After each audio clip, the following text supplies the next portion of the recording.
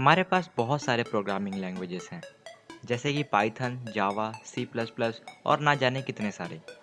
क्या आपने कभी सोचा है कि इतने सारे प्रोग्रामिंग लैंग्वेजेस क्यों हैं और लोग नए नए लैंग्वेजेस क्यों इन्वेंट करते हैं? अकॉर्डिंग टू विकिपीडिया हमारे पास 700 से भी ज़्यादा प्रोग्रामिंग लैंग्वेजेस हैं और कुछ ही लैंग्वेजेस फेमस हैं। ऐसा क्यों? ये भी हो सकता था कि हम एक ही लैंग्वेज रखें जो कि हर काम के लिए बनाई गई हो।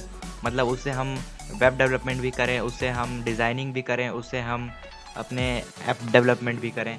लेकिन ऐसा क्यों नहीं है? आज हम इसी के बारे में पता लगाएंगे। तो इसका जवाब है adequate nature of a programming language. हम किसी भी प्रोग्रामिंग लैंग्वेज को किसी खास वजह से बनाते हैं। जैसे कि अगर हमें ऐप डेवलपमेंट करनी हो या फिर हमें एप्लीकेशन डेवलपमेंट करनी हो तो हम जावा और जावा स्क्रिप्ट का इस्तेमाल करेंगे। अगर हमें मशीन लर्निंग करनी हो या फिर हमें आर्टिफिशियल इंटेलिजेंस का यूज़ करना हो अपने प्रोग्राम्स में तो हम पाइथन और आर का इस्तेमाल करेंगे। अगर हमें वेब डेवलपमेंट करनी हो तो हम PHP एंड माईसीक्वल करेंगे। अगर उसी वेबसाइट के अंदर अगर हमें थोड़ी बहुत डिज़ाइनिंग करनी हो तो हम CSS का इस्तेमाल करेंगे। अगर कोई नई लैंग्वेज लॉन्च हुई है तो इसका मतलब ये नहीं कि वो पुरानी लैंग्वेज एग्जिस्टेंस में नहीं है या फिर वो पुरानी लैंग्वेज बेकार हो चुकी है। अगर हमें गेम डेवलप करना हो तो हम पाइथन का इस्तेमाल नहीं करेंगे। हालांकि पाइथन से हम गेम बना सकते हैं लेकिन हम फिर भी नहीं करेंगे क्योंकि सी और सी प्लस प्लस जो है वो फास्ट मानी जाती है और गेमिंग डेवलपमेंट के लिए वो बेस्ट होती है।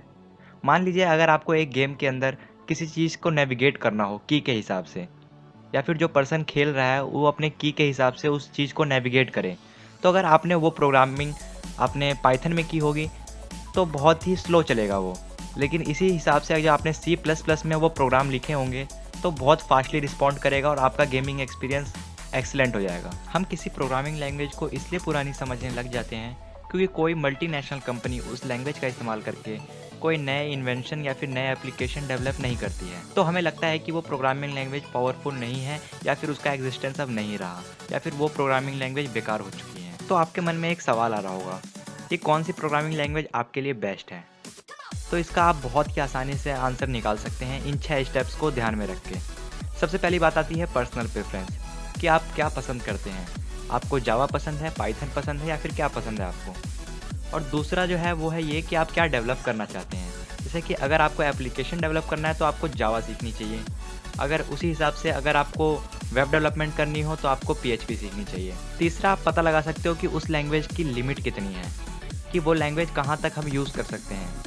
जैसे कि जावा के अंदर हम आर्टिफिशियल इंटेलिजेंस या मशीन लर्निंग हम नहीं कर सकते हैं, उसकी लिमिट वहीं तक है कि आप एप्लीकेशन डेवलप करो, आप अच्छे अच्छे सॉफ्टवेयर डेवलप करो, लेकिन आप उससे मशीन लर्निंग और आर्टिफिशियल इंटेलिजेंस नहीं कर सकते हैं। चौथी बात आपको ध्यान में रखनी है कि वो लैंग्वेज आपको लर्न करने में ईजी है या फिर हार्ड है।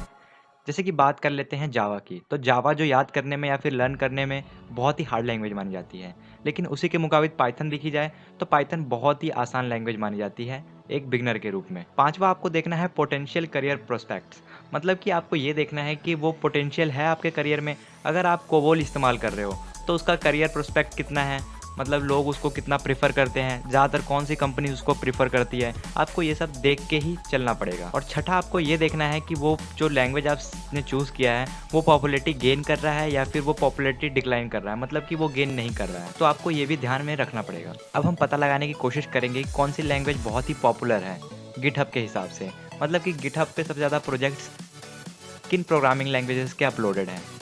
तो आप यहाँ पे एक डायग्राम देख सकते हैं। सबसे ज़्यादा जो प्रोजेक्ट्स अपलोडेड हैं वो जावा स्क्रिप्ट के हैं, फिर रूबी के हैं, फिर पाइथन के हैं, फिर जावा के हैं, ऑब्जेक्टिव सी के हैं, PHP के हैं, सी के हैं, सी प्लस प्लस के हैं, गो के हैं और CSS के हैं। तो इसके हिसाब से विन होता है जावा स्क्रिप्ट, मतलब जावा स्क्रिप्ट के बहुत सारा प्रोजेक्ट जो हैं वो गिटहब पे अपलोडेड हैं। तो आप भी अगर प्रोग्रामिंग लैंग्वेज सीखना चाहते हैं तो आप कभी भी पॉपुलैरिटी की तरफ मत जाइए। आप ये देखिए कि आपको क्या डेवलप करना है, उसी के हिसाब से आपको पता चलेगा कि आपके लिए कौन सी प्रोग्रामिंग लैंग्वेज बेस्ट है।